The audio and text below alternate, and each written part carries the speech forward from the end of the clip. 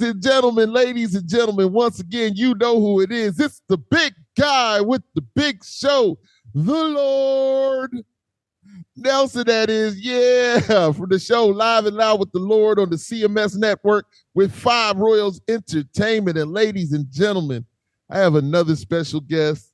And this young man, you know, I got to do a little reading about him and big him up like I big up all my guests and let you know how I feel about this young man. And so without further ado, I will roll into it just like this. Ladies and gentlemen, I have once again been blessed to have a fellow CMS Network creative dock his genius in the harbor of the land of the Lord. He's a music lover, a promoter extraordinaire, a veteran, a father, and all-around great dude whose show is a great watch and listen for all in search of great entertainment, as well as an informative perspective on a vast amount of topics.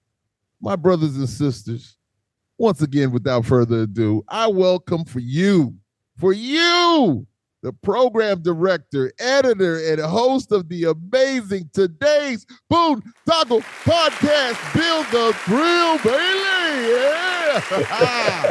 Clap him up, clap him up. Yes, indeed. Welcome, young man. Welcome. Man, what an introduction, man. Hey, man. You always get me pumped up, man. Hey, man, you're deserving of it, man. And listen, just respect maximum to you, man. You're a great dude. And we're going to have a good time and a great conversation, man. And I'll roll into it like the first two questions are always the same with me. Where are you from is the first question. Well, I was born and raised in a suburb of Cleveland, Ohio, North Olmsted to be exact. Yeah, it's probably like west side of Cleveland, you know. Born and raised in North Olmsted, and currently living in Brook Park, Ohio, still west of the Cleveland area. You know, you go away for the military, and you always like say, "I miss home, and everybody claims their city, especially during football season, which unfortunately, you know, I had to claim the Browns and stuff a lot of years. But now that I'm older and my body don't like the weather as much, I'm looking for possibly moving down closer by you, man. Yeah, I know it gets cold up there, man. No doubt about it. So what's the best thing about being from there? I mean, you know, Cleveland, Ohio, man, I tell you what, you know, it seems like it's been the butt of jokes and many, you know, for people that never been here, you know, if you watch shows and stuff like that, you know, the river that lit on fire and all that stuff, man. But it's, you know, I just know a lot of, you know, hard working class people, man, you know, you know, up times, down times, man, we just keep grinding forward, you know.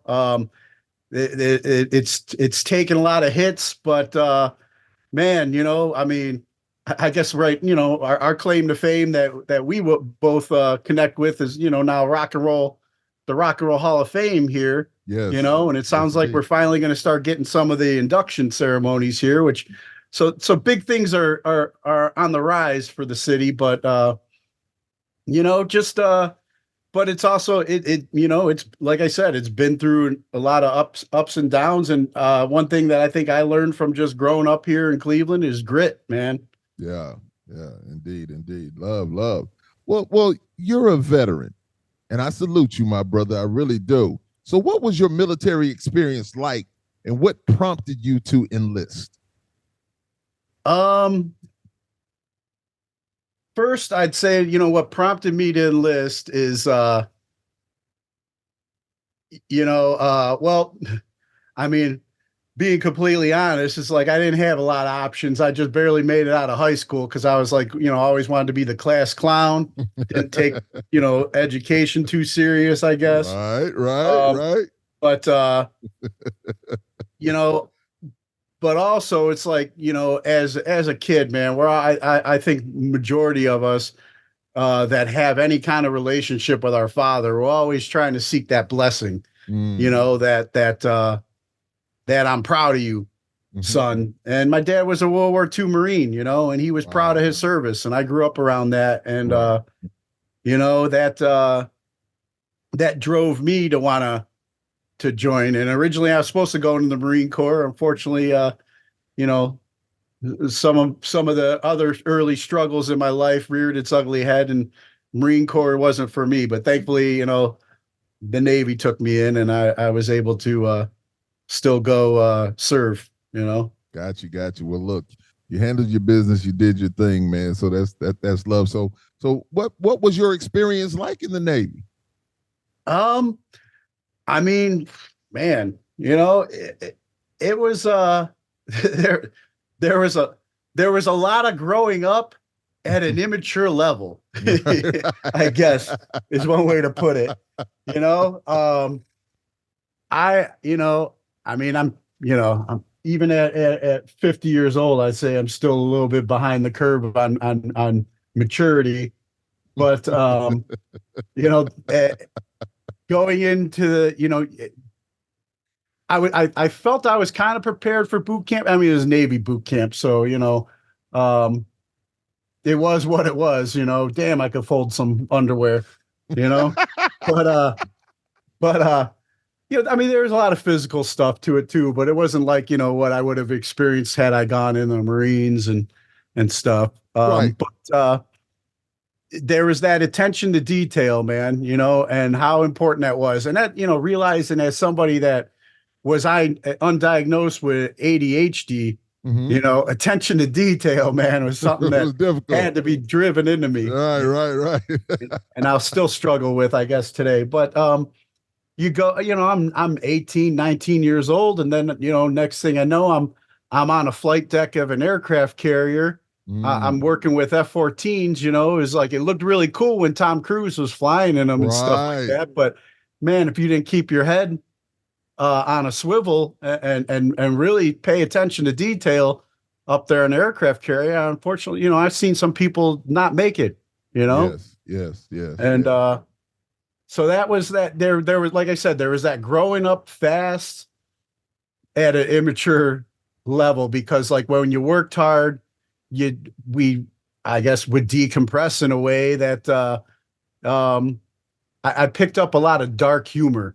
I think during that time period to decompress and deflect. And I also picked up or really amped up some of the addictions and stuff side that I had struggled with for many years. Yeah. So now I know some people in the Navy. One of my cousin's husband, he was in the Navy. Where do you go to? Where is boot camp for the Navy? I don't even know that. You just made me think about it. I've never thought about that before. Where is boot camp? Well, around the time that I was getting ready to go, I believe they still had the 3 locations. One was Orlando. Another was, I think, San Diego. Okay. But the most infamous one and the one I drew the lucky straw, you know, for was Great Lakes, Illinois. And that's the one that I still is the main operating one today.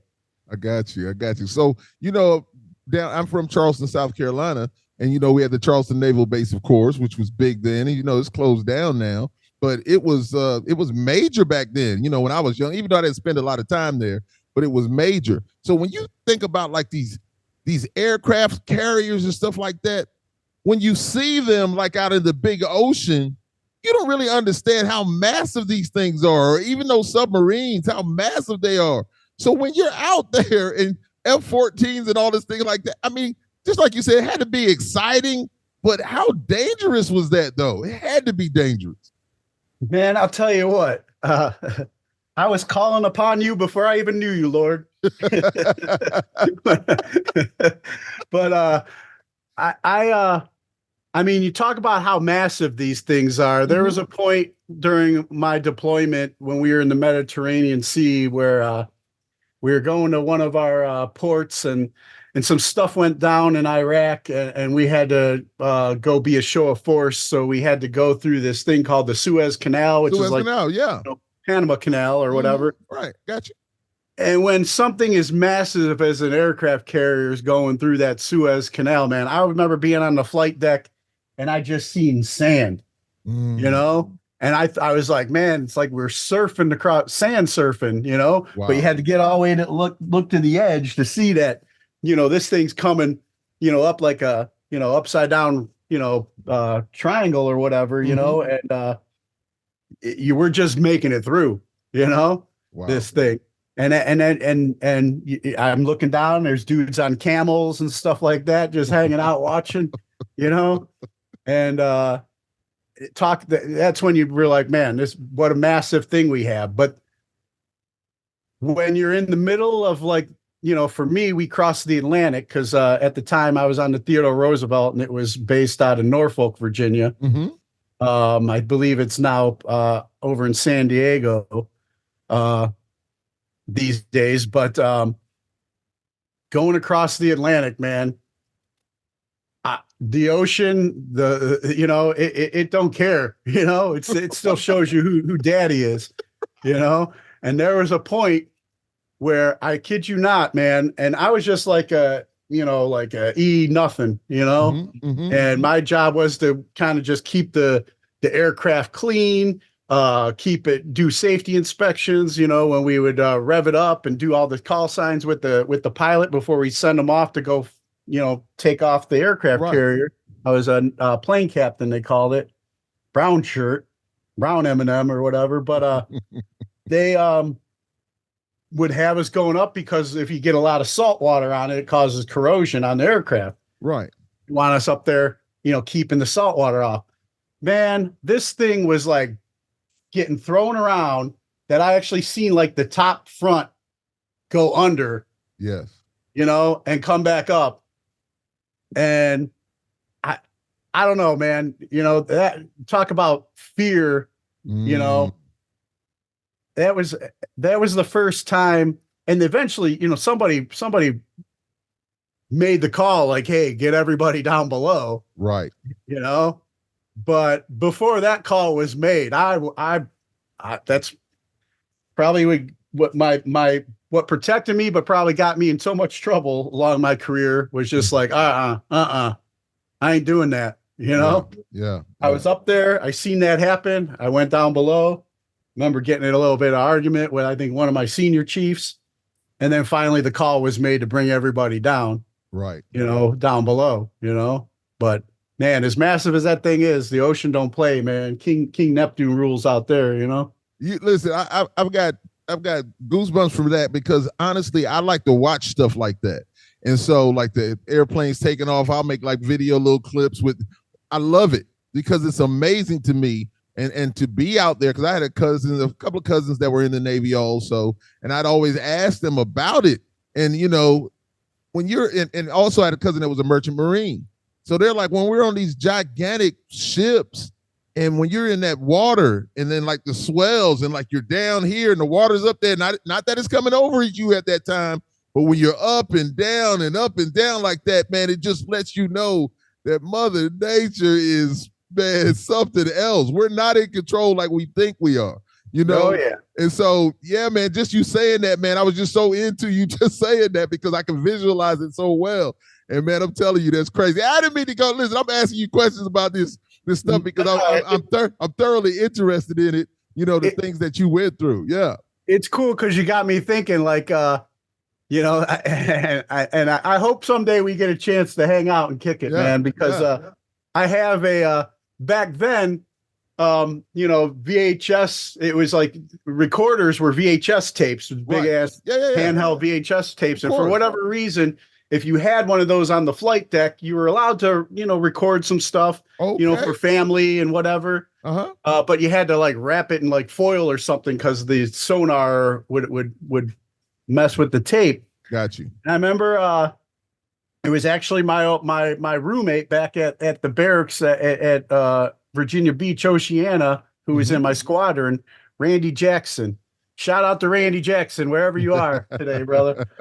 But he he bought a camcorder and he let me borrow it because I wanted to make VHS tape for my family, flight ops of aircraft taking off and landing and us launching. And man, I'll tell you what, you go back and watch this teenage 19-year-old, you talk about the immaturity factor, but you'd think I was trying out for WWE Tough Enough or something like that, man. I'm cutting promos up there and, doing the Shawn Michaels flexing or the Macho Man Randy Savage and all that stuff.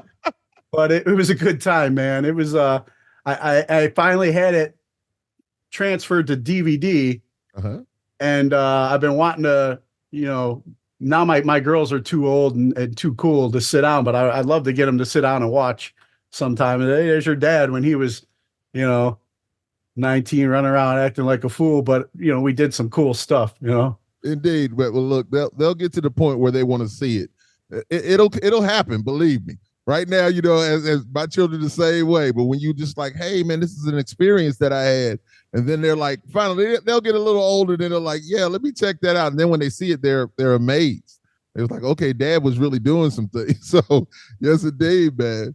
Yeah, a couple summers ago, I got to take them to, we went on a family vacation to Virginia Beach. Right. And I got to take them onto the bases that I stayed at. Nothing's the same anymore. They decommissioned the F-14s like years ago. Yeah. But, I came quick little tour and then there was another base down there that I was attached to when I transferred to a different unit for a while. And, they were like, yeah, all right, it's cool or whatever. When are we going to the beach? But it was good for me to go down memory lane and, of course, always, no doubt about it. So how do you feel your service has changed your outlook on life, if in any way? Oh man. I mean, I'll always have pride for my service, and I'll always feel gratitude because you make those friendships, right? That camaraderie, those friendships that like I cannot talk to some of these people for like years, and when we pick up the phone, it's like it was just yesterday. That's right. And because you go through stuff, and I don't know if it's trauma bonding or what, but these bonds are legit. And these are people that you feel you can count on. Now the downside to that is trying to find that with people that never been through that kind of experience, the everyday civilian. It's we live in a world where it's like, and it's getting quickly, because it seems like every day it quickly becomes more about the me show. I mean, we got social media now. That's our channel, man. Right, watch what I'm posting. Look what I'm doing. Right. Indeed. And if this person's doing something better, how can I one up this person, or how can I use this person to put me to this next level? Yes. There it was all of us, they say, rising tides raises all ships, or whatever the thing is, I should know this being a Navy guy, but we all try lifting each other up. And then I know when I first got sober, man, trying to, you're home and you're trying to find that connection. It can be like depressing, and then thankfully, as I work in this program, I find that there are other people like, sobriety's like my new unit almost, I find some people that we all try and help each other. It's not about us. It's about helping somebody else, Right. Indeed. Well, I'm going to say this. So I'm going to go a little bit off of what I'm doing. Of course, I have questions for you, and I have a lot of questions for you because I wanted to really spend some time with you. So how important is your sobriety right now? I'm a person, I'm really into what you're saying about that when you're mentioning this, because I've never been a drinker, I've never been a smoker or anything like that. I've known plenty of people that have gone through it, and I mean family members in the whole nine that have really, really gone through it. So, how difficult has it been for you to get beyond, what you're going through? And I guess they say that it's a fight all the time. So, how long have you been clean and sober? Eh, I'm currently at 14 years. Oh, awesome. Awesome. God, awesome. God willing, March 1st, I'll be 15 years, awesome, bro. Awesome. I would like to say, yeah, hey, I mean, the ego will be like, yeah, man, March 1st will be 15 years, but I got a lot of old timers that I try and surround myself with that keep me humble. Yes. I'll be like, hey, man, you ain't there yet. Come talk to me on March 1st, Right. But it is,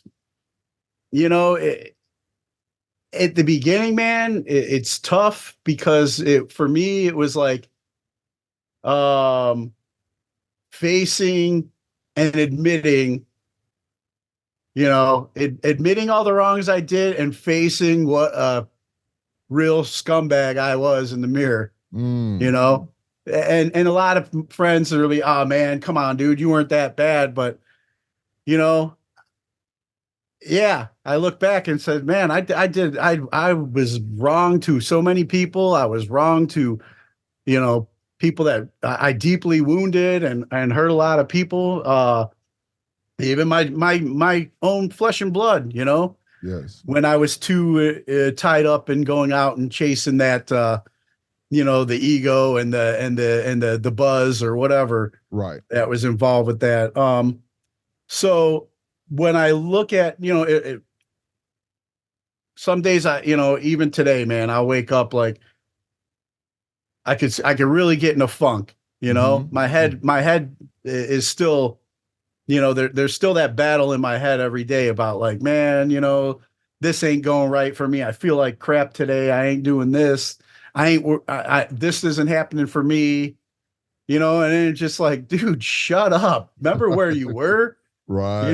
Right. Man, it's like, it's that attitude of gratitude I got to be reminded of daily. And I have some friends in the program that they do a daily gratitude list that they text me, and I need to get off my lazy ass and start following suit.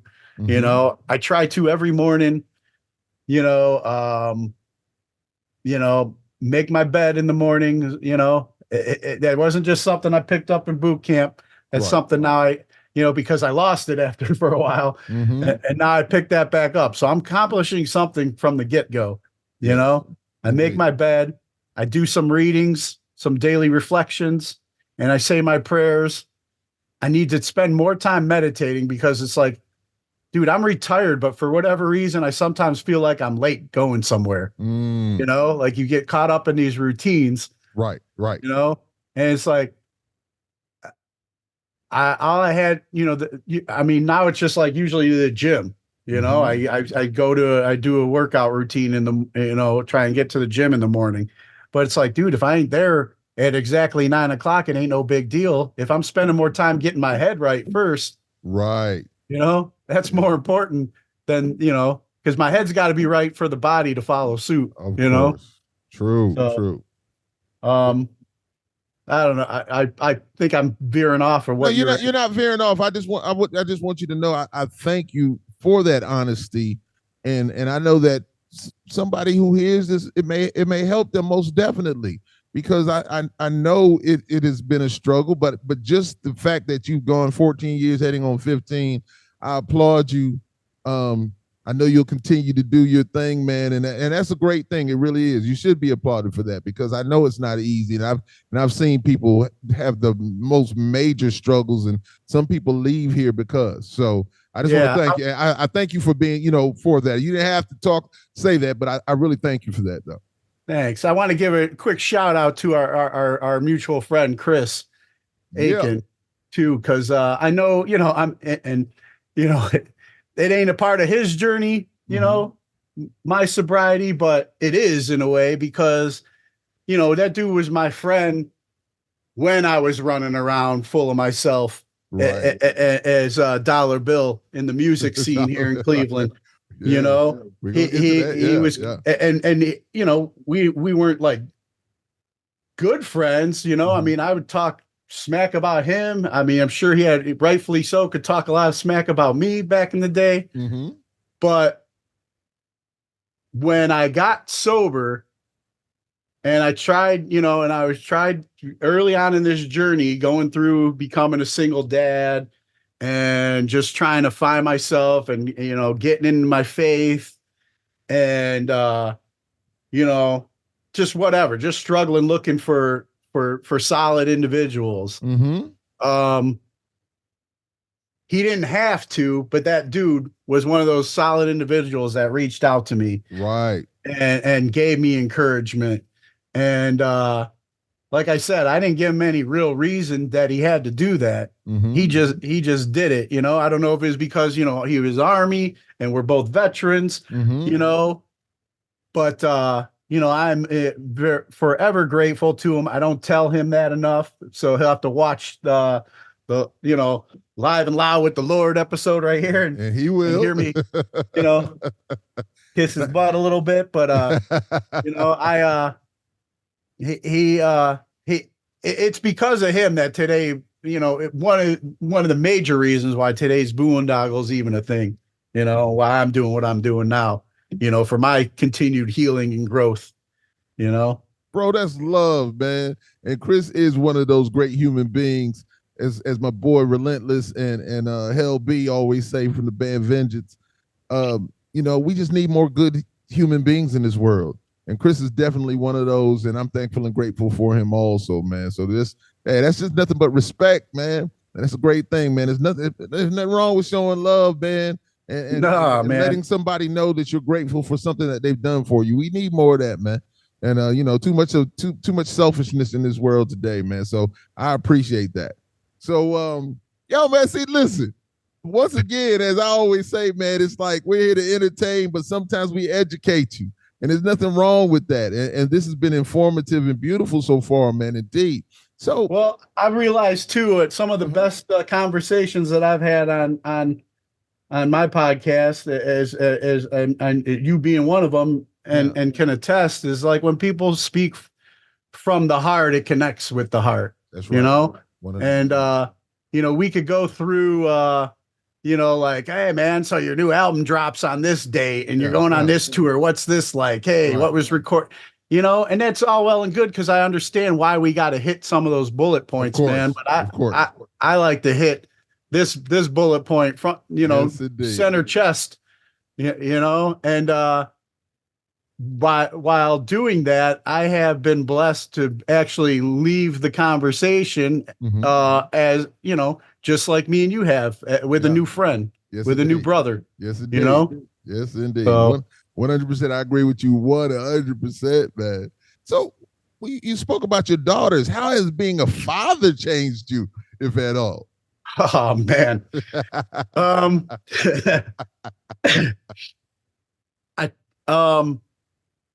So a father, you know, it's, I don't know what it's like raising boys. I mean, I know every man wants to raise a son now and then, but some men, you know, they, you know, for myself, I'll just speak for myself. I wouldn't be a man today. I don't think if I didn't have daughters, you know, a real man, I think, you know, it's, what I thought was being a man before I had my daughters was just like, you know, hey man, I used to brag to my buddies, you know, Wilt Chamberlain sends me fan mail, you know, say, you know, and anybody, you know, that supposedly, you know, the story is this man has bed many women, you know, so that's the joke, you know. Right. We pride ourselves on being playboys, players, whatever, right. You know.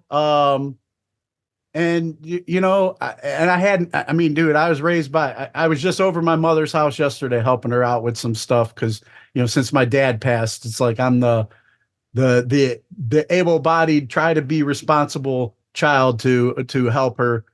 And my mom is a saint, man. Mm-hmm. I love her to death. Everything she taught me, but I still managed to. My dad was a flirt, and he loved my mom, and he showed me, how, Right. I learned watching them, till death do us part, Uh-huh. and him come home from work and swoon her with some, Frank Sinatra or whatnot, Right, right. but when we be out places, it was just like the ladies, whatever, seem to like my dad. And I, You're drawn so I'm to it. growing Yeah. up kind of looking at that. And then I'm like, Right. and then I'm watching, like somebody else that was raising me on the TV was the Nature Boy Ric Flair,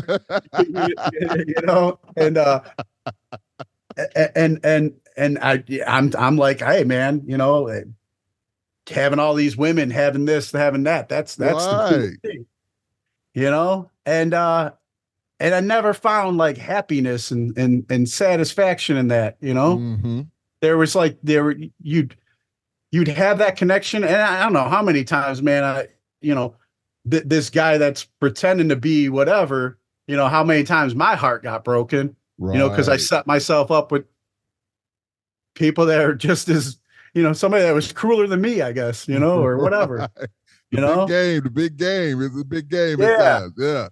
But having when my oldest daughter Bianca was born, and I held her in my arms for the first time, and she was crying, and just man, I was bawling, Yeah. because it's just like I just felt like, man, this is love, man. Yes. Yes. This is unconditional love. I never felt this, and it's sad to say I never felt that for their mother, Right. I was too selfish, self-absorbed, of a human being then. And then that's when like the heart of stone started like getting chiseled away, Mm-hmm. and but I was still a slow learning knucklehead that would, leave my daughter at home with their mother, go out to the shows, Right. hunt around. Right. And God's like, man, when are you gonna learn? Here, maybe let me hit you with another 2x4, and then I have daughter number 2. Right. And it's still, it was there, but man, I was stubborn, and I think it wasn't until really where sobriety started too, Mm-hmm. is when I was willing to really humble myself and learn, let my daughters teach me how to be a man. Oh, man. It's like I love my daughters, man, Yeah. and I was rolling with these dudes that would like complain when they had to have their kid on their weekend. Right. It's like, man, how do you go without your kid? It's like, Man. I'm with my kids, and then that was my excuse to go out, because I thought I was still being a good dad, because hey, I'm still going home to the same house, and I'm providing, and you're eating and you got clothes, so this is my right, to go out. But there was a period where I wasn't living with their mother, and that was some rough times, not having my kid there all the time to justify that. And there's many bottoms that I had to keep. I'm one of those, like, like I was talking about earlier with grit, grit in the wrong direction too, man. It's like, this bottom ain't low enough. I got to dig a little bit lower, right. Till I finally realize I'm tired. Right. I'm tired, and I give up, Yes, indeed. And thankfully, when I got deployed, my last deployment, it was to a dry country.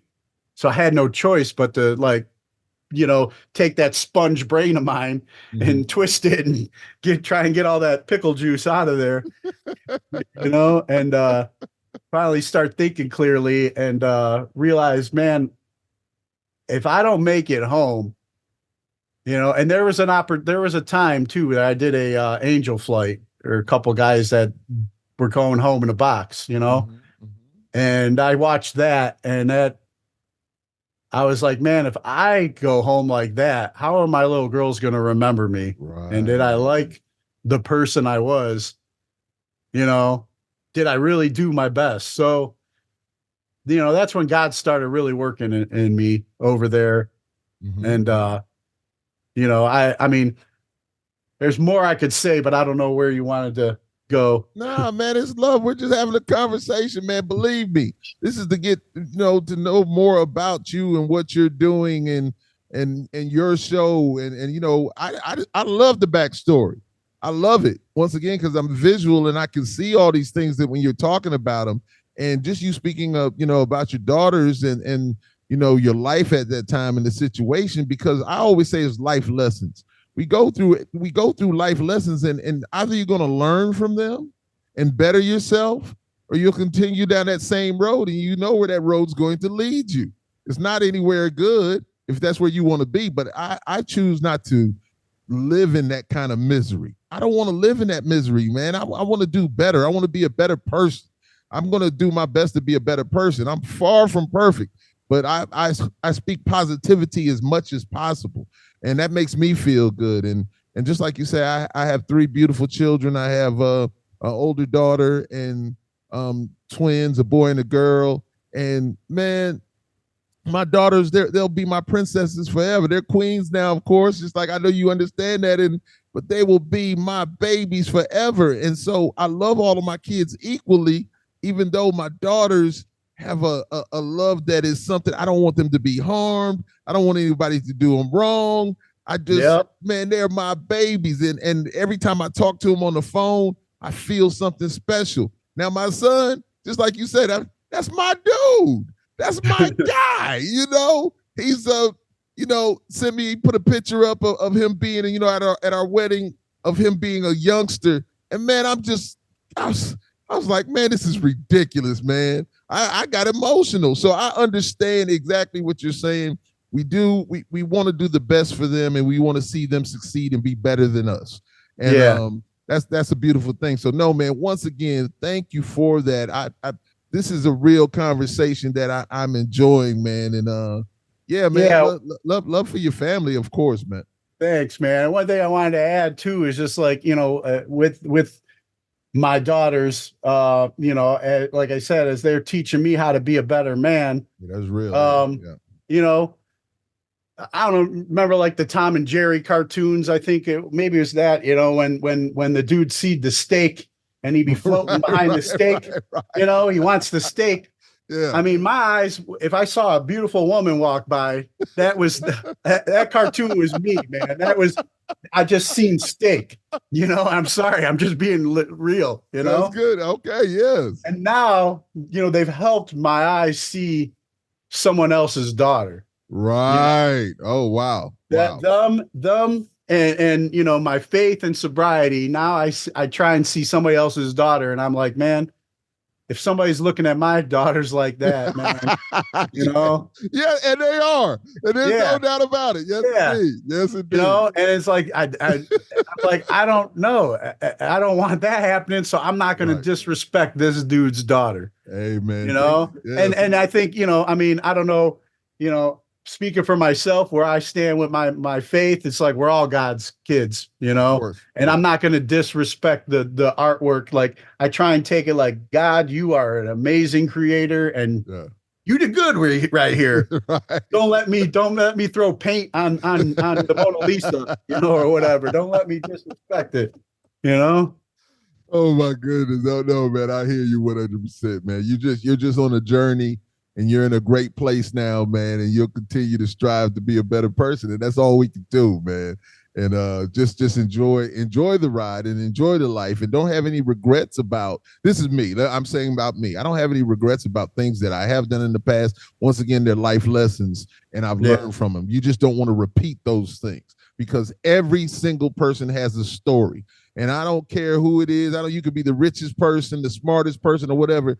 You're not better than me. I hold my head up high. I know who I am and I love who I am and I have respect for everybody. And I walk forward in faith. You know, I'm not worried about what everybody else believes. I know what I believe. And so that, you know, that's where it is about me and my relationship. So that's how I roll. And so I just want the best things out of life. And we're not going to always get those things.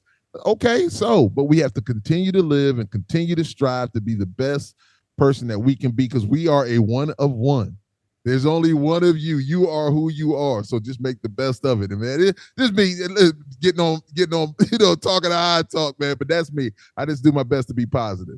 So, yeah, great segment there, young man. Thank you once again, man. I love this, man. So now I want to talk about some music. So how much was music a part of your childhood and what did your parents listen to, man? Well, yeah, as I was saying earlier, you know, I remember my dad coming home from work and he'd be singing like some Frank Sinatra or something to my mom, or what was that? What was the one that the couple Christmases ago they tried canceling it? Baby, it's cold outside. Baby, it's cold outside. You know, right. My dad was you know, worked in the trades. He was a glazer. So, you know, he'd be out there, you know, like in construction in the greater Cleveland area. Yeah. When baby, it was cold outside. He'd come home and my mom, I remember just, you know, there's these vivid memories, man. You know, my mom asking how his day went. She's preparing dinner or whatever. I'm, you know, I don't know if I'd home from school or whatever, you know, and he'd just be like, baby, it's cold. You know, he starts singing to her, and, you know, so it's like there was that. And my mom, now she sang in the choir at church, has a voice like an angel, and loved Patsy Cline. Patsy Cline, yes, indeed. And, you know, she would, and Elvis Presley was her dude, you know, other than my dad, you know, and you know, so she, you know, and she played the organ. I remember we had an organ at the house, you know, I mess around with. And so I was always around, you know, music. And then I had I had a brother who lived with us, you know, very spaced apart. You know, my dad was married before my mom. Had a son and daughter. My mom had a daughter before my dad. Right. I was the only child of my parents, and it was just mostly because my mom wanted to have a child with my dad. Gotcha. You know, Gotcha. And so they were up there, you know. And my dad was probably like, man, I'm done with kids, but all right, you know. Yeah. But so my brother was like briefly in the house when I was brought home and growing up, and then he was out on his own, but he was like big Led Zeppelin, long hair, you know, blasting that, you know, into that music. And then I remember growing up, my sister would get like, I share this on my podcast too. Like, my sister would get albums for Christmas, and she was big into Leif Garrett and Rod Stewart and stuff like that. You know? Yeah. Opening up those albums, and I'd be just sitting across, like whatever, like what Star Wars figures did I get, you know, whatever that I was into or whatever. And one year, somebody, I don't know who it was and why they decided it was a good idea for her, you know, while they're album shopping, but they got her Kiss Alive, you know, and she opens it up and she was just like, ew, what is this? You know, it wasn't Leif Garrett, you know, with fire and blood dripping and stuff like that. Right. And I'm sitting across and I'm just like, oh, you know, like, give it to me. And then that was the beginning of me, you know, one of my first albums though too was which I don't know. I think it was just because around the time like Centerfold was a big song, but the Jay Giles band. Yeah, Jay Giles, you know? So I had Jay Giles band, and then you know, you start talking to kids in the neighborhood and see what they like, and then the next thing you know, we're in the garage, you know, playing on tennis rackets, and you know, like we were a garage band, but none of us played a real instrument. We found what we had in there, and we just have the record playing and stuff. Yes, indeed. But yeah, that was the beginning of my musical journey, you know. Let me tell you what's so beautiful about that, which I always love when guests when you ask them a question and they speak, and so you just answered like 3-4 more questions into it beautifully. Nothing has to be said. It is kind of like it was just scripted. You just went on, and I was just like, "Oh, that's love. That's love." Ask him that. Boom, that's beautiful, man. So that is awesome, and I think so many people were. Music opens that gateway. Man, hey, so many people were influenced by Kiss back then, and I'm a few years older than you, but man, back in those '70s and everything, man, it was something else, and just had a good time in the '80s also, man. When you say Jay Giles and Centerfold, man, you just taking me back, man, to the stuff that I really grew up listening to, man, in my Fort Jackson days, just being a military kid, man. So, that was love, man. It made a brother feel good, man. So, now let's move forward. So, how did you get into promoting shows in Cleveland? Man, well, as I just shared, the only instrument I ever really learned to play was the tennis racket. I tried. Like I wanted to be kind of in a band, I just didn't have that discipline to like learn how to play music right and notes. And I didn't have that self-confidence to get up there and try and sing. Right. Although, I think I sound all right in the shower and stuff, but and I've done some karaoke back in the day when I was drinking, and I've been told I was pretty good or else. But I just loved music, and I had some friends that did play, and I wanted to be. I loved being a part of the scene, and since I couldn't play, or I didn't, like I said, wasn't disciplined enough to play, it's like, how else can I get involved? So I would start going to shows. Start forming some relationships. One time I was selling merch for this one band, Deaf Children at Play, they were called. And then, I had a cousin who was, a roadie for a bunch of like local death metal bands and stuff. Right. And when he ended up passing away tragically, I remember being over there, with my mom, consoling my aunt and stuff, and she's just like, hey, you see any of his stuff that you want, you can have it, right.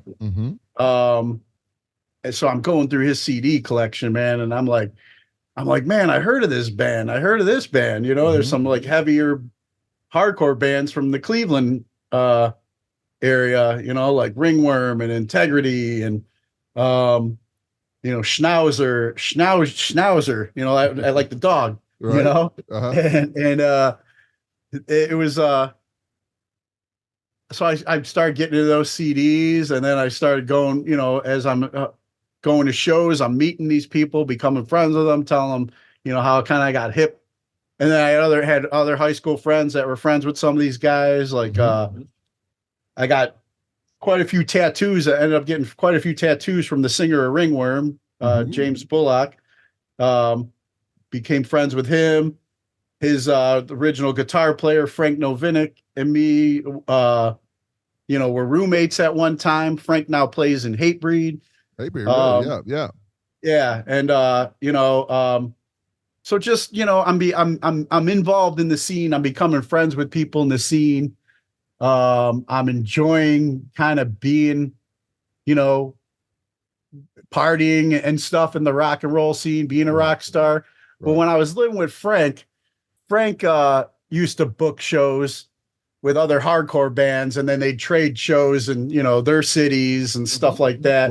Right. So I'd go on many like road trips and tours with them, hey, what can I do to help out? Whatever, just to be a part of it. Or, there's, just to go party and get out of here for the weekend. Right. And I learned from Frank to book my first show, which ended up having like Ringworm and Scarhead from New York City as the headliners. Right. And, I was really into the hardcore scene. Frank got me into that, and still am today. I've made a lot of lifelong friends in that music scene. But, I booked my first show at the Fantasy. I'm bringing in, another Lord Ezak from Scarhead, Uh-huh. into town, and then I'm hearing all these stories, and then I'm just like, man, what I get myself into, man. I hope this shows, I hope I can pay these guys. I Right, hope this right, shows, right, right, right. or I'm in trouble, and it ended up being like my first show ever, man. And it was just like, man, I was just like, all of a sudden, the end of the night, I'm getting handed all this money, Right. and I'm like, what? And then it's just like, then you paying the bands, and Uh-huh. everybody got paid, and then Scarhead got their guarantee, and I was like, I wasn't gonna die. Yeah. And then it was just like, man, I had extra money to go do whatever I wanted to do, and Right. it was a good time, man. And people are like coming up to me, good show, you put this on. And I'm like, well, Yeah. Frank kind of guided me, but you get that buzz, you get that, Right. Of course. and then everybody's congratulating you afterwards, and I'm just like, man, this is cool. I think I could do this, Mhm. and I had a all right run, but then there was the shows that didn't do well, where Right. I'm going to the ATM machine, and I'm taking money out of my own account because Yeah. I Yeah. guaranteed this person I was going to pay him this much, Right, right, right, and right, right. they didn't drive all the way, here to hear anything otherwise. Indeed. And then that's when it started, like, yeah, it's I realized too, because like I said, there was the partying. The partying was fun, but partying when you're supposed to be in charge of money and paying Mhm. people, they don't mix together. You're supposed to Right. save that till after you That's celebrate right. after. That's right. You That's don't right. celebrate before and during just because you're nervous and your anxiety or whatever is getting the best of you. That don't work. And a Oh my couple times goodness. it didn't work well. So listen, I have 1,000 questions about it. We're not gonna ask them all that. We're gonna have to do this again, no doubt about it, because I have 1,000 questions. You don't know how many questions I want to ask you about so much stuff. But so who was the best band that you brought in that maybe you were a fan of them and you brought them in and you enjoyed it and was your most like what was one of your most memorable moments, if you can tell one of the memorable moments? Oh man. Memorable moments. Well, that's tough because, like I said, as the partying got a little crazy.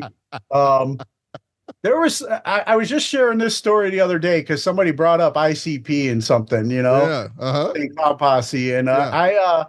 I didn't even, I've never, no disrespect. It's never been like my thing. Uh-huh. I respect their hustle and what they built and what they done for themselves and everything. Yeah.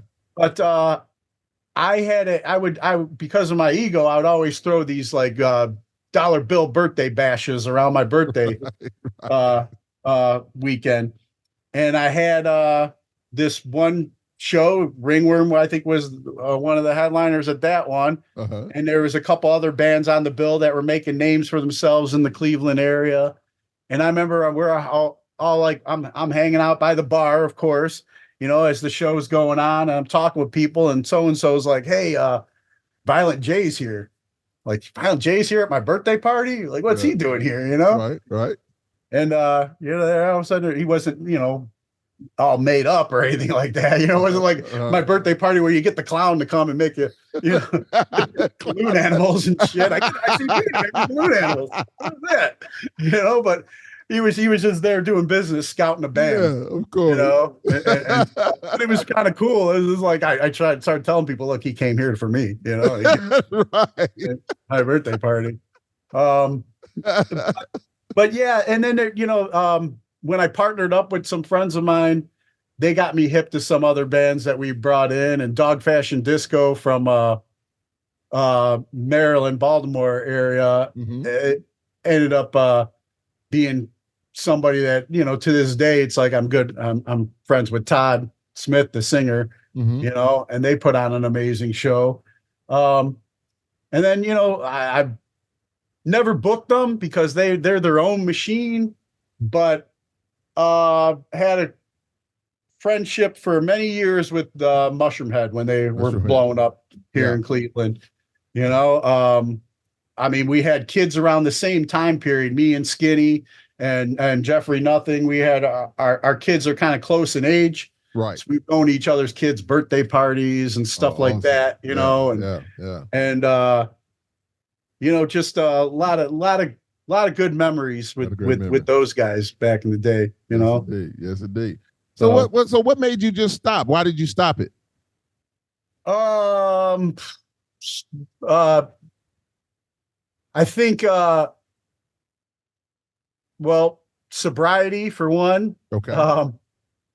But you know, losing, you know, at the end when things were getting a little out of hand, you know, with my drinking and drug use and just trying to stay on top of, you know, there was a lot of stress and drama, you know, when you have bands that you know, I didn't try and make people like sell tickets, which was a poor business plan on my part, I guess. But a lot of people seem to liked it, but then they don't do you the favor by showing up and playing when you ask them to play. Sometimes they're like, "Oh, our guitar player don't get here till this time, so we got to play later." Yeah. You know, because they don't want to go on first. But it's like, well, no, I know these guys will draw more people. Of course. You know, Yeah. So you get just tired of a lot of that stuff, and then like I said, I don't know, losing my ass, having kids, you know, that needed to eat, and I couldn't keep risking that stuff. And then by divine intervention, I got orders to go to Kuwait, and that's when, you know, that's when the beginning of my life changed to, you know, get sober and come home and take you know, more responsibility for my life and my kids, you know. So you were doing this while you were in the military, while you were in the Navy. You were promoted. Yeah. Okay. Gotcha. Yeah, I dodged some bullets, I guess. Yeah, you were living, man. You were living. Man. You were living. I mean, I was a reservist, so it's like, you know, you kind of knew when you planned your I got you. Right. Yeah. But but it was funny too, because it's just like, this was just brought up with some guys that I was on my last deployment with, because even while I was deployed, you know, like labels would send me CDs to review and stuff like that. Or like some of the people I became friends with, like Hatebreed, Jamie Jossa sent me like a whole catalog of stuff from his record label at the time over there to share with the troops, and t-shirts and stuff like that. Right. You know? And so I was giving out this stuff, and everybody's like, "Man, Bailey, you really know," you know, like people that didn't know, you know, I was like, yeah, I'm this guy. That guy. I'm that guy. I'm that guy, you know? and then we would have like some days where we didn't have much going on, and I would organize like we're going to have a cookout this day on base. And I did the little app thing on my laptop. I'm going to DJ a metal day or whatever that. You know, so I was still trying to organize and promote over there, you know, and people were sending me DVDs of bands and stuff. And I'm sitting there and, you know, I'm finding out like some of the officers are passing around a Hatebreed DVD and checking it out in the office and stuff like that, you know, and like, man, this guy knows some people, you know. Of course, man. You know? No, that's love, man. That's love. Cool. But yeah, I came home and I got sober, and I just couldn't I love music, you know, it's still calling me, obviously, with the podcast and the relationships I have today in the music world. But the promoting shows and booking shows thing, I've done one since I've been sober, and it was as a favor to a friend. But it's nothing that's not what I enjoy. I enjoy this now, you know. I got you. Look at the beautiful way God is so good to segue right into. Let's talk about your show, man. That's where we are right now. I'm telling you, man, that's how I know it's flowing beautifully. So, like I said, man, we got good chemistry, man. Yes, sir. Yes, sir. So today's Boondoggle, how do you feel the name relates to the amazing content you're delivering to your watchers and listeners? Because, you know, the definition of it is what it is, but man, I just think it's a great thing. So how do we get that name, and how do we get to this point with today's Boondoggle? Well, yeah, and that's what, and you know, I looked at the definition after as well, and I'm just like, man, am I hindering myself with this definition? But it's actually, you know, it's funny because everything does kind of flow. There is a segue. So on my last deployment, Senior Chief Ray Teeter, shout out to Senior Chief Ray Teeter, was in my chain of command, and where in the Alpha company that I was a part of on my last deployment. Mm-hmm. I was supposed to be, because of my rate, I was supposed to be more of an office guy, Right. you know, doing office stuff with the other office people. I'm not an office guy, you know, I'm not, you know, but I didn't really, but then I see what some of the other guys had to do, and I didn't really like so somehow, some way, I always managed, and people make fun of me still to this day in some of my old units. You always manage.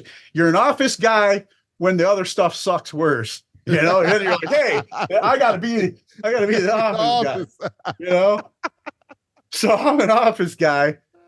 And I didn't like being an office guy. I always tried to find ways to, like, hey, he needs help on this run.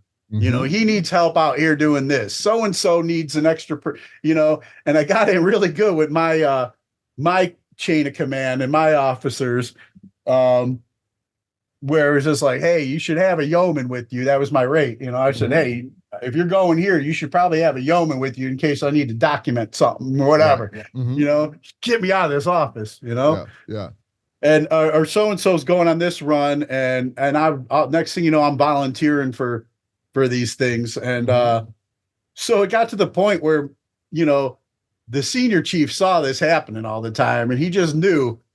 He's just like, there's no fighting, there's no arguing with this dude, because the office stuff was covered. There was people that really liked being office people. Right. I mean, I did get promoted while I was over there by God's grace. I passed the test, you know, but I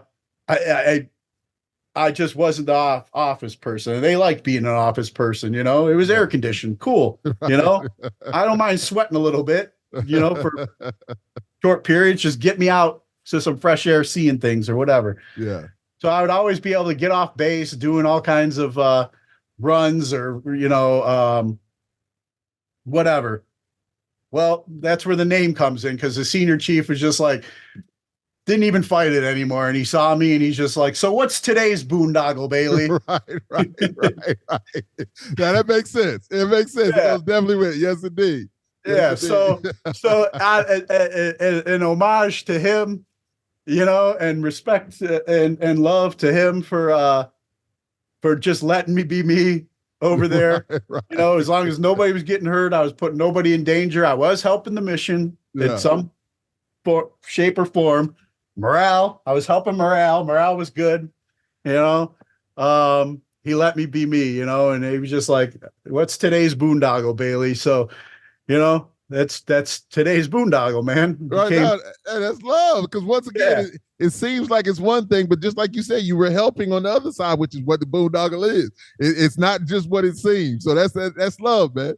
No doubt. Yeah. No, I like it. I like the name. I like it. I think it's unique. I like it. That's cool. Most definitely. Most definitely. Yeah, like we were talking earlier, it's like, you know, I don't got, you know, the subscribers or the hits and likes and all that I would like to have. So maybe in some form could be a self-fulfilling prophecy, but you know, I'm being me and I'm enjoying what I'm doing. And it's been therapeutic for a guy with, you know, PTSD and social anxiety, believe it or not. You know, I've suffered from those things. And that's why I, you know, would numb out, you know, that's why I would look for escape. Now I have to face me, and I'm getting comfortable with me. And I was going to say too, when we were talking about my daughter, it's just like, my daughter's taught me how to be, you know, become a better man, you know, to love women and respect women more. Right. And sobriety has helped me to be a better man and to love myself more. Awesome. You know? Awesome. And because of this, you know, and I was just thinking about her. She was just over last night, and you know, this year I got a Valentine's Day date and everything. I'm seeing somebody that seems to really care about me a lot. She's a firefighter and EMT. Awesome. You know, and her name's Bryn. So shout out to Bryn. Shout out to Bryn. Because I finally have loved myself, and my daughters have taught me how to love and respect women. I guess, you know, God sees it fit to bring Bryn into my life now, you know, and so that I'm hoping she'll be every day's boondoggle. Hey man, that's love, man. Listen, once again, you on your journey, man. You're on that surfboard, man. You're riding that wave. You know, call you Big Kahuna, man. You handling business, man, and it's a great thing, no doubt, man. And once again, I pray for you and wish you the very, very, very best, man. And I just like to say once again, I had such an enjoyable time on your show, and it's a pleasure to know that you enjoy, what you're doing. And Yeah, man. yeah, so if you wouldn't mind, please describe your show and what you want your watchers and listeners to receive from it. Well, yeah, that's man. See how we're flowing? Because I was just about to come in and say, let me say this about my show. So, I like I was saying, man, it's been part of my healing journey. So selfishly, I do the show for me, to help me come out of my shell and be more my authentic self, to be comfortable in my own skin, to be comfortable talking to other people, to be comfortable sober and clear-headed and just unraveling the onion that is Bill Bailey, Right. But because of that process, I get the blessing and the good fortune to bring my guests on that journey. And I don't mean to say that it makes it about me. I don't have them come on my show so I could talk about me. Right. But because I'm comfortable, I help them become comfortable. Of course. There are things that they might not usually talk about. A lot of people come on and they have to, especially the big, musicians and stuff. It's like, we can't let our fans see past the curtain, the great eyes. Right. I can't let these people know that I struggle with some of the same things they struggle with. Of course. And I'm like, no, man, because if they know that you're struggling with something that they struggle with, you're going to empower and encourage your fan to get through whatever they're going through because you did it, and I, because of me being open and honest about my recovery, and I've had some guests on that we were talking about their band, their record dropping and this, that, and the other, and the bullet points we're supposed to hit. But, because I'm open about recovery, this, quite a few of my guests, but one in particular, I guess I'm not blowing nothing because he did open up on my show. Another person I've been blessed to become friends with, Renee Mata. Shout out to him. I'm name dropping left and right today, but it's love. It's all love. I became, we instantly bonded on my show because he opened up about his recovery and some things that he struggled with and losses that he experienced in his life. Right. And, then he invited me into his circle of recovery, which, now I've been blessed with so many other people that you talk about the people that we've been inspired by and we listen to, and we look, and then next thing you know that I'm learning that they are struggling with some of the same things that, I struggle with. And now we got this common bond and we're helping each other out and encouraging each other and just nothing but love, man. And that is love indeed. And so it's just so many doors have opened up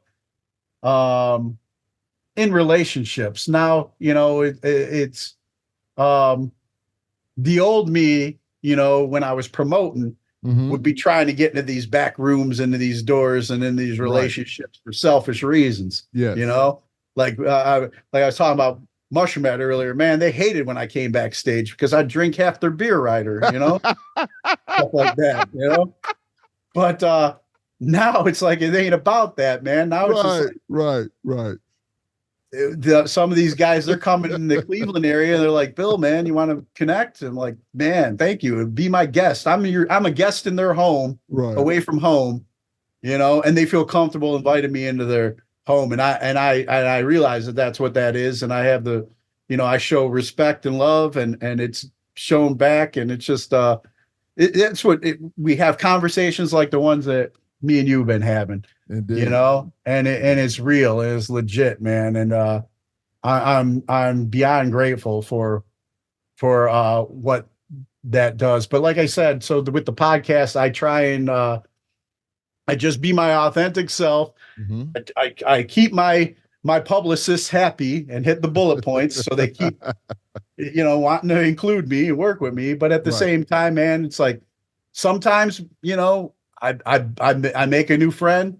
Other times we just have a good conversation. But most of the time it's just you're getting me as real as I can be, and if they're comfortable, then that you're getting to see another side of these people. A lot of times too, though, it's not just like I said, it's not just having musicians and entertainment people on. Some of my shows that really mean a lot to me are the ones when I talk to other veterans Right. and get their stories out there, because it's like everybody will say like, hey man, you guys are the real rock stars, you guys are the real, without you I couldn't do what I'm doing today. And that sounds amazing, but it's like, how many of those people are just saying, how many are doing? I don't know. Ain't for me to judge, I guess. But Right. I get these guys on and I just let them have a platform. And a lot of and they're the toughest ones to get on sometimes too, man. Because it's like, I don't have nothing important to say. I'm like, dude, exactly. Like, come on, man. yeah, man, come on, man. It's like, excuse me. Bless you. I mean, I've been thankfully connected with a lot of veteran organizations where I'll have a veteran that's been a part of this organization come on and talk about this organization, so that way other veterans can hear about it and find some healing or help through some of these organizations. But even if you're not involved in anything like that, everybody's got a story, man. There's some kind of story that they got to share. That's right. Excuse me. Some kind of obstacle that they've had to overcome. And I mean, I just had a guy that I had served with a number of years. He's a good friend of mine. He's down there, and I think close to your neck of the woods, man. I'll have to connect with you offline here, and send you the link, and maybe you guys can connect or whatever. But another senior chief that I served with, he reached out to me. He's always been one of my supporters, even when I was a mess in the military. Always been a friend and a supporter. Senior Chief Dave Callis. He reached out to me and he said, hey man, he went through a very horrible situation with his family and parents. And he said, hey man, I feel like it's time I talked about this and I got this out, and I want to do it with you on your podcast. And I'm like, man, it's a huge honor, I guess is the right word, because of the situation involved. But yeah, man, for him to feel that comfortable to want to come out and do that, I'm like, it's going to be out on the internet, dude. You know that, right? He's like, yeah, and but it was like, man, I said, I'm with you. I'm going to walk with you through this. I'm not trying to exploit a friend. Right, for any kind of hits or likes or listens. Yeah. And we both cried. He shared, and I'm grateful that he felt like sharing that on it. But everything doesn't have to be, some sort of in fact, I try when I talk to my veterans, I'm not the guy to talk about like try and go to traumatic experiences. Right. So I know I don't like being asked about or talk, I like I said at the beginning, I'm trying to be an open book, but I know there's somebody could be listening and it could trigger another veteran or something. So I try not to ask those type of questions. Yeah. If they start sharing, then, it is what it is. But, indeed. Everybody's got, like I said, got some sort of funny, some sort of memory or story or impact that their time in service made on them, and a message to share for our community, like I said earlier, that didn't share, that might get them to think like, man, I got to look at these people a different way now, Indeed. Or whatever. Yeah. What you have is a safe place for them. They feel safe. They can come and have a conversation and not be judged. And that's a great thing. And that's what we want to do. We want to have people, we're not trying to judge you. we want you to tell your story if you want to tell your story. We want to have that conversation with you, and it might help somebody out there. Not that it might help. I'm almost positive it's going to help somebody out there. And being on a platform that gets out there to many people. So nah, man, that's a great thing. And once again, I just thank you for a great conversation, man. And I've enjoyed myself and just getting to know you better, through this platform. And I'm so glad that Money Making Chris Aiken, got us together and everything like that. That's our guy, man. Chris is a wild boy, like I like to say, but he's that dude, no doubt. So yeah. So let me ask you this: so what can we expect from today's boondoggle for the rest of 2024? Man, I'll tell you I can't like reveal everything I'm working on, because I don't lie that I don't know what is getting to me right now, but maybe my bullshit allergy's going off because I'm about to pump something up, but no, I mean there's there's some things that I'm working on, like Chris is always working on stuff, and I'm just trying to keep up, trying to do something, like I said, to get the listens and the follows and whatever, because it's not about, me. It's more like I want, what we share to be able to hit those people that need to hear, of course, but as the season winds up, the past couple of years, I've been fortunate to start kind of have a decent working relationship with the Danny Wimmer promotion. Danny Wimmer Presents, for the big music festivals that come across the United States. There's the Sonic Temple Festival is here in Columbus, Ohio. Incarceration, they just announced the lineup today, right? For that. So my goal is to continue working with the artists that play these festivals, have them on to help promote the festival, of course, to hopefully get into a position, where I can be more involved when the festivals come through Ohio. I've been blessed to become friends with Matt Pinfield, who's with the Power Hour, who used to be on TV and everything. Yes, indeed. And he works for Danny Wimmer Presents. So, who knows, man? I'm keeping my fingers crossed for some more opportunities down the line with that. But in the meantime, though, it's like I learned. I've been learning in my recovery program not to have too many expectations, just to trust the process, but I'm hoping to what I really would love to do is like get a team almost, because I'm think like yourself, you fly solo with this whole thing, right? When you put this, I've been blessed to have some people that I've interviewed that have done me favors, right? That have thrown some video together for me, throw some help with some audio stuff or whatever. But it'd be nice to have a what's Joe Rogan's buddy, Jamie or whatever here, switching the cameras, hitting the mics, to have that whole like studio thing eventually to grow to something like that, Well, let me say this. Our, once again, network mate, Mr. Scott Bowling. Good company with bowling. I call him Scott Super Bowling. Fitting because the Super Bowl's coming this weekend. But Scott, man, he had me on his show, and what you're just saying right there about having that, he has it. And he has a great team, and just amazing.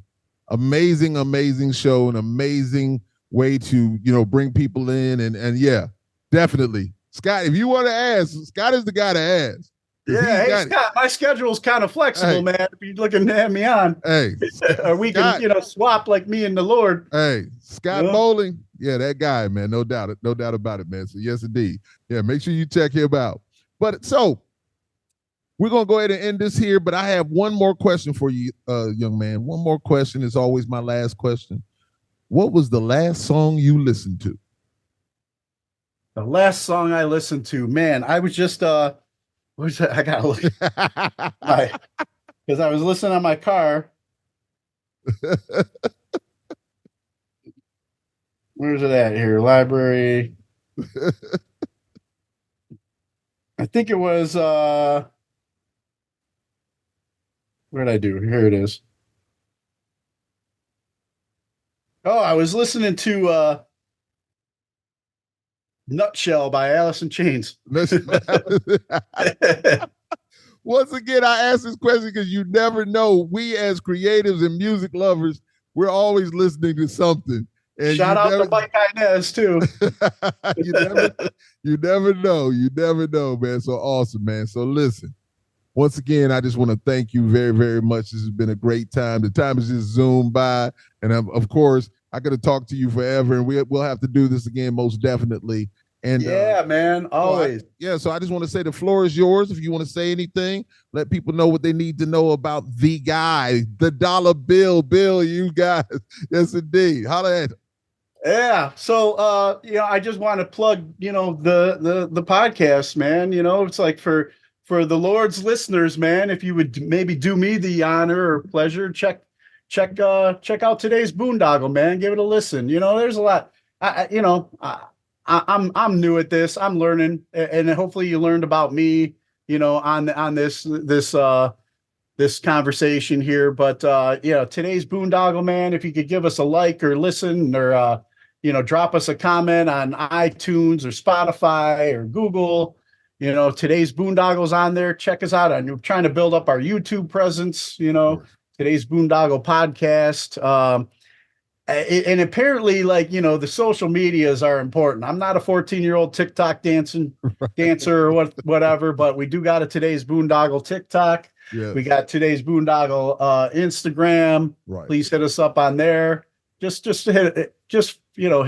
hitting like or follow, man. It does help, and Facebook on all the socials. DomainCLE.com is the website, which could take you to all the socials as well. Our buddy Money Making Chris Aiken, as you said, actually built that website for me. Yes, sir. So check out DomainCLE.com and hit Today's Boondoggle up on all the socials. We're on Rumble, BitChute, Odyssey as well. If you're anti, if you got a grievance with YouTube, like sometimes I get, but there's other opportunities out there. You might catch some of the episodes that you can't seem to find on YouTube on so those other channels. But I'm just like I'm just veteran, retired military guy, single dad, just trying to have a purpose, man, and just have a conversation. And while I'm finding myself, I'm helping others, along the way, so just check it out, man, and I'm really grateful that Chris connected us. I'm really grateful for this new friendship with you. Yes, sir. And, yeah, man, hope to keep it going and, hope bigger, better things as time goes on. It's like you could get caught up. I think we talked about this before too. We could get caught up in the fear programming that's out there, man. Mm-hmm. And you can, it brings you down, dude. And you could just think this is it, but I'm more on the faith side, and I think this is it. This is the beginning of the Kenny new Loggins. This is it. This still right. Yeah, I like it. Yeah, no doubt about it. Well, yo, man, I thank you for that very, very much. And of course, I'm going to do what I do, man, to continue to promote this, man. And it's been a wonderful conversation. Thank you for your honesty. Thank you for your openness and your truthfulness, man. I've just enjoyed it, man. And yeah, a lot of times, as you said, I could be selfish with it also because I'm enjoying it just as much because I enjoy this. I am being my authentic self with this podcast. This is 100% me. And I'm loving every single second of it. And I'm thankful, to Chris to be on the network, man. So once again, man, thank you very, very much. And we'll end it there, my brother. All right, man. All Thank right, you. all right. So hold on. Ladies and gentlemen, once again, you know who it is. It is yours truly, the Lord. The big guy with the big show on Live and Loud with the Lord on the CMS network with 5 Reels Entertainment. And my special guest, one more time, my special guest, Mr. Bill Bailey from today's Boondoggle. Yeah. My God. Yes, sir. Thank you so much for being here, bro. All right. Thank you, Lord. Take care, Lord. All right. Listen up. Hold on to your seats. Grab your girls. Grab your beers. Hey everybody, this is Charlie from Anthrax, and you are listening to today's Boondoggle. This is Mark Metcalf, and you are listening to today's Boondoggle with Bailey on Domain Cleveland Radio. You are listening to today's Boondoggle with Bailey on Domain Cleveland Radio. Yes, Kato Kaelin listens to this all the time. Welcome to today's Boondoggle. Now here's your host.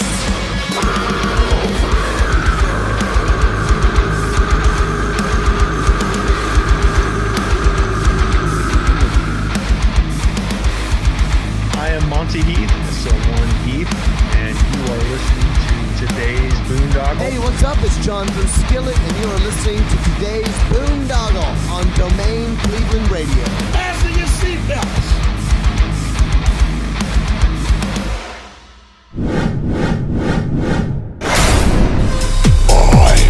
am the Lord, Nelson that